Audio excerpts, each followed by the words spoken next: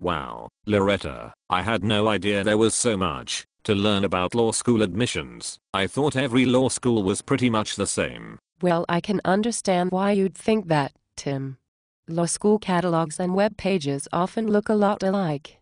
Besides, when everything you're reading is new, it's hard for you to pick out the small differences from the larger commonalities. I'm curious about the point you made regarding minorities often being admitted with lower numbers. I hate when people think I'm getting an unfair advantage. Tim, there will never be a way to stop people from thinking stupid things. You can just pretend not to hear them. You can escalate into conflict, or you can just say, "I'm here, and there's nothing you can do about it." But aren't they right? Why should I get into law school with lower grades than my classmates? Do you want an actual answer? Or are you just asking a rhetorical question? I want to know. I'd love to have something to answer when other students confront me. Well, that basketball on your shirt suggests that you're a varsity athlete, are you? Yes, I'm here on a basketball scholarship, and in the spring and summer I run cross country. I imagine that takes a lot of your time. Between practice and competition, I put in about 30 hours a week. If we are doing well, we put in even more time for regional and national meets. And you're carrying a full course load at the same time? Yes. I have a 3.1 GPA with a finance major. Well, if I were you, I'd remind people that I'm working to raise the reputation of the school while they're out having fun. Law schools might want someone who works for the benefit of the school, don't you think? I like that.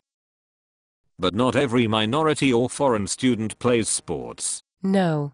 But every minority has to put up with the rude comments you're talking about. Isn't that worth something? Think about how much energy you put into coping with the animosity of other students. It takes a very strong character to continue while facing that nonsense. But those constant comments about the injustice of affirmative action can be really depressing. Tim, people who talk about affirmative action are behind the times. The benefit of diversity is to educate mainstream students, not to give an advantage to minorities.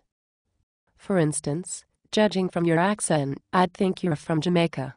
Well done, Loretta.